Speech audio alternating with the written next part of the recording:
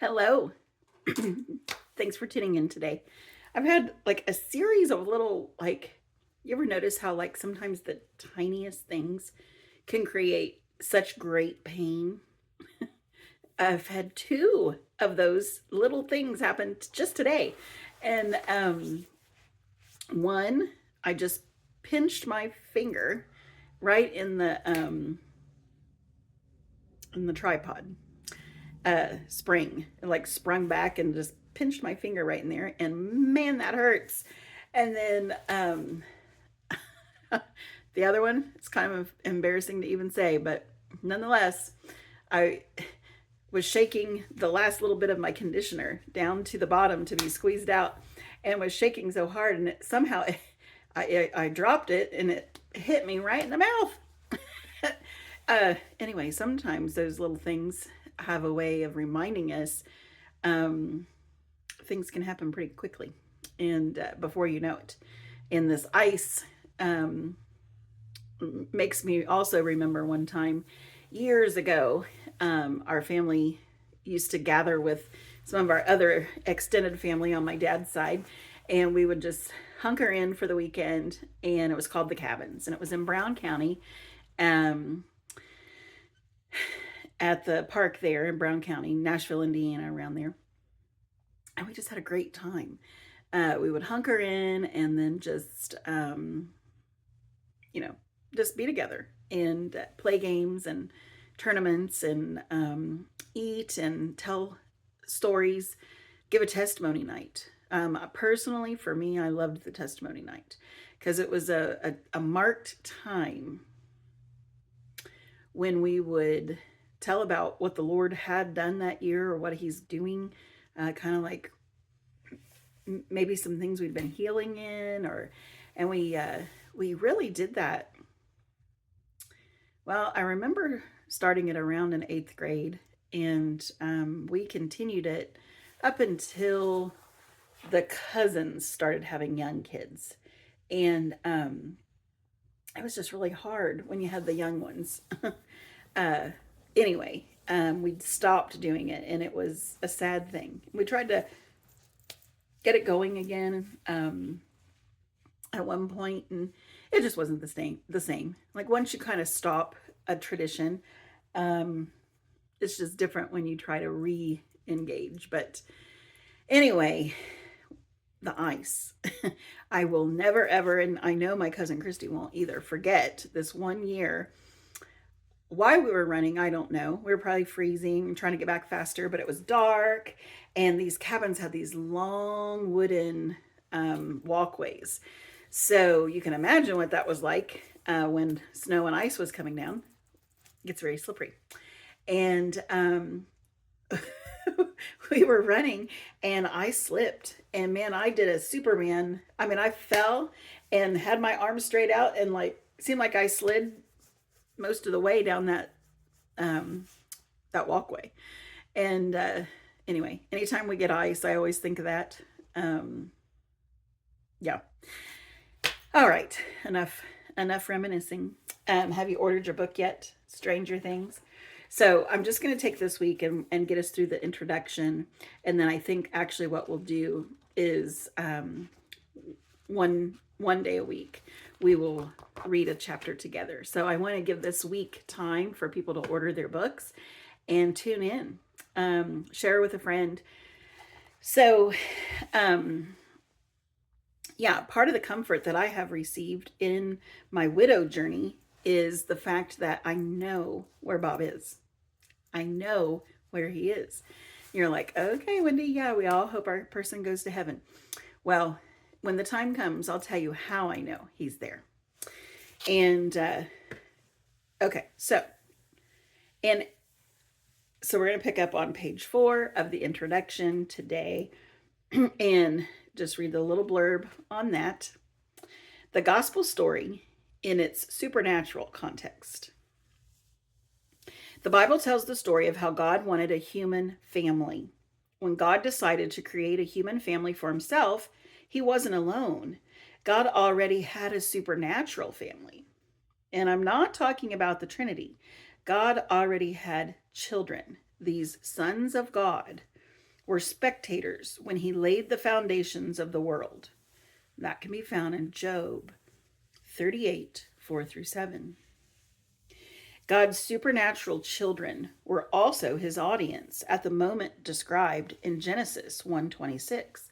Let us make mankind in our image and according to our likeness. God wasn't talking to the members of the Trinity. They didn't need the information.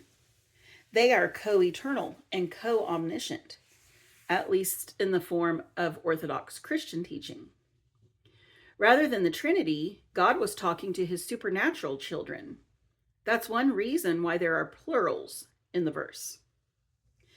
God was, in effect, telling his celestial children, let's have more children in our family. Let's make them like us. When God actually added humans to his family, he was the only one who did the creating. So God created humankind in his image. In the likeness of God, he created him. Male and female, he created them. Genesis 1:27. The plurals in Genesis 1:26 loop humanity's supernatural siblings into the drama of God's new creation. God's wish in this scene is understandable. The Bible's story begins with creation, but among all the life forms God had planned for life on earth, none was capable of having a relationship with him. Plants, animals, bacteria, etc., couldn't converse with God, share thoughts with God, or express love and appreciation to God. God decided to change that circumstance. He made creatures with whom he could commune and interact intellectually and spiritually, and who could also partner with him in maintaining and enjoying this wonderful new world. To do that, God shared his abilities like self-awareness, reason, intuition, and free will with these new creatures, humanity. God's decision frames the rest of the Bible story. As embodied children, God would have to come to humanity so they could enjoy him. They couldn't come to him, so God took up residence on earth in a garden called Eden, where he had put his earthly children. The story took a sad, painful turn very quickly. Adam and Eve, Earth's first human couple, sinned against God. They were deceived by a supernatural apostate, a member of God's heavenly family, who had decided that what God wanted wasn't what he wanted. God's vision for a human family was shattered. His earthly children were now estranged from him, destined under the curse of death to be separated from him forever. Humanity would grow up in a broken home in a deadly, chaotic world. But the fall isn't the only reason why the world is the mess that it is.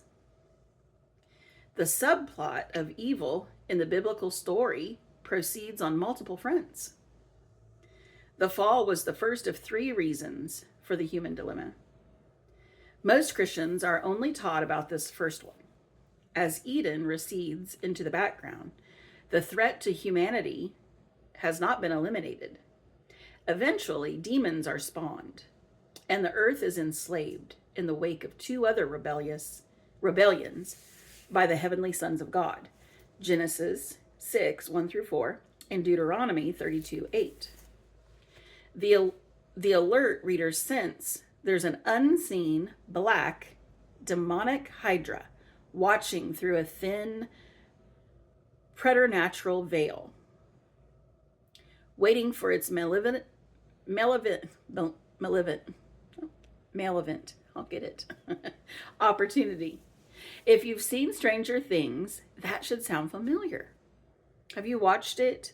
I'm thinking that you have, if you're tuning into this particular study. So now for the good news. God's persistent, unyielding yearning to have a human family compelled him not to give up on calling his children back. His visitation of Abraham, a lone stream of light penetrating the thickening darkness, would lead to the birth of the one the Apostle Paul called the ultimate seed of Abraham, born to redeem the sons and daughters of earth in the fullness of time. Look up Galatians 3:15 through 16, 26 through 29, and 4 through 6. It's no accident, then, that the coming of Jesus was referred to as good news in the New Testament. It's also no accident that in addition to presenting what happened on the cross as the exclusive means of God's forgiveness and everlasting life in God's family, John 3:16, 14 and 6, it is also cast as the decisive defeat of the powers of darkness. In other words, there's a reason why. When Paul talks about the resurrection, he links it to the end of authority of the supernatural rulers and powers in control of the nations. Romans 8:37 through 39, Ephesians 1:20 through 23, and 1 Peter 3:22. As I've chronicled in this book, in other books, there are dozens of passages in the Bible that frame everything from geography to baptism in terms of supernatural warfare. The story of the gospel is framed by a supernatural worldview. The same is true of Stranger Things. Though the series is not driven by theology, its plotline is propelled by the looming threat of a malevolent, why can I not say that word today? A bad otherworldly intelligence that seeks the destruction of all that the characters hold dear. I'm not going to make an argument about that the hit series is about the biblical story or follows it in any deliberate way. That's not what this is about.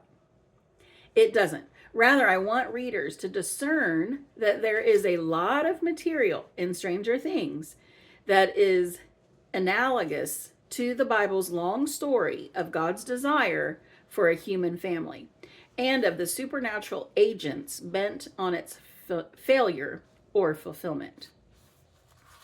So I think this is just going to be an awesome, I know it's an awesome little study.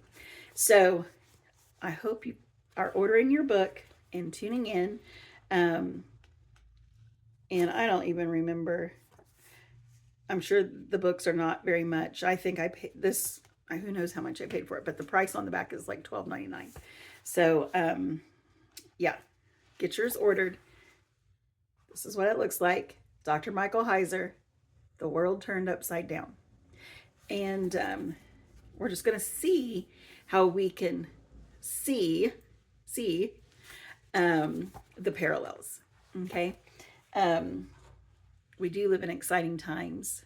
The world is good. There are good people, and there are loving people, and it can get you down sometimes if you follow the news for longer than a minute. So I want you to order your little book and plan to tune in, and we'll see you tomorrow.